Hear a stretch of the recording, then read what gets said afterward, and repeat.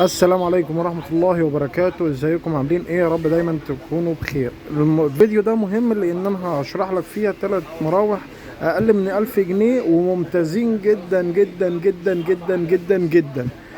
المراوح دي عن تجربة شخصية وعن البيع وعن الكلام دوت. مراوح احلى من المراوح اللي هي الكرنفال، واحسن من المراوح اللي هي الاكاي والعطا والمراوح الشعبي ديت.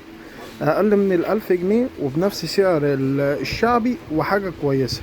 اول حاجة عندنا ال 12 دي، ال 12 اللي هي البوكس من ماركة فريش. والله مروحة حرفيا ممتازة، فيها تايمر، وطبعا الشبكة اهي بتتحرك، وفيها 3 سرعات. ادي السرعة الاولى، السرعة التانية، السرعة التالتة. بتوزع هواء بشكل كويس وكافية كمان ان هي توزع في مكان وتطلع هواء بشكل ممتاز. المروحة التانية مروحة اسمها قمر، بتبقى 14 بوصة، ودي بتبقى ممتازة برضو، بتبقى اكبر في الحجم. وفي حاجة اسمها ماجيك.